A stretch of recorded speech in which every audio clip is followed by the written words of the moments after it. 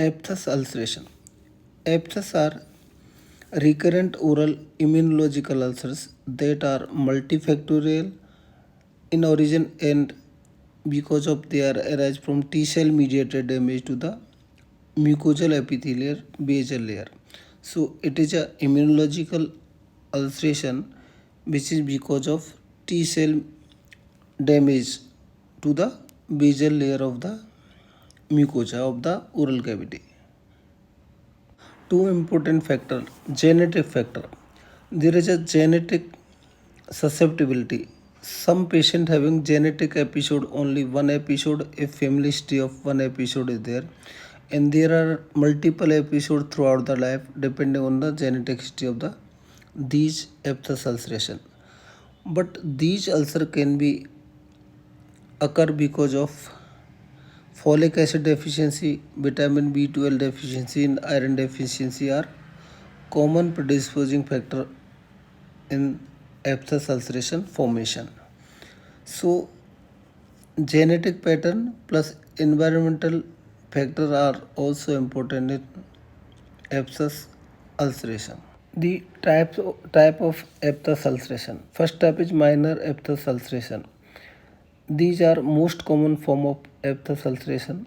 These are less than 10 mm in diameter, last for 2 to 3 weeks, and they are only on the non-keratinized mucosa.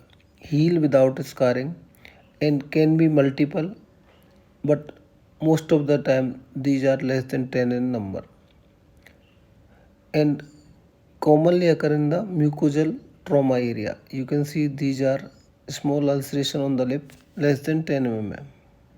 Second is major aphthous ulceration larger than 10 mm in diameter, can last up to 3 months, can occur in keratinized or non-keratinized mucosa, and can heal with or without scarring.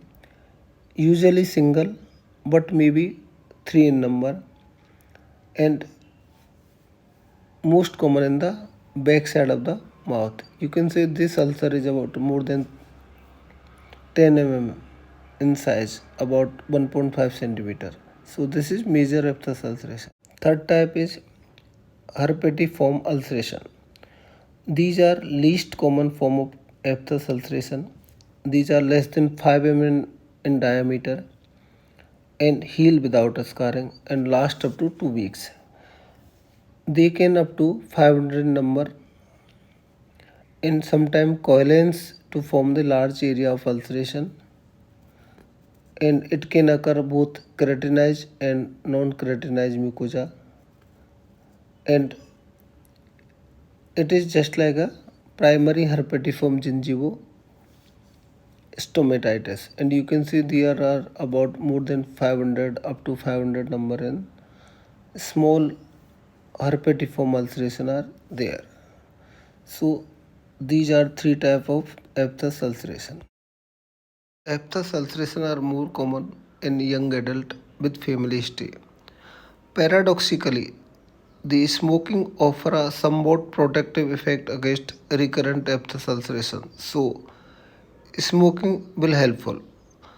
Other etiological factors such as stress, physical, chemical trauma, food sensitivity are also enhance these type of ulceration. Helicobacter pylori and herpes simplex virus is also coexist in some cases of aphthous ulceration. So important point is here, smoking is protective in aphthous ulceration mainly in recurrent cases. These also called as canker sores sometimes present as burning or tingling sensation in oral cavity. Small and round ulcer with white, grey, yellow discoloration may be there. And severe cases, there may be fever with lymphadenopathy may be present in the neck because of this ulceration. Aphthous ulceration treatment. There is no cure of aphthous ulceration. Only in symptomatic cases you can avoid irritable foods, applying cold substances, and you can give some oral paste like benzocaine or lignocaine oral paste so that you can manage the pain of the aphthous ulceration. In refractive cases, you can give antibiotic therapy like minocycline or doxycycline or tetracycline in divided doses. Other therapy like anti-inflammatory agent, you can give steroid, local as well as oral therapy of steroid.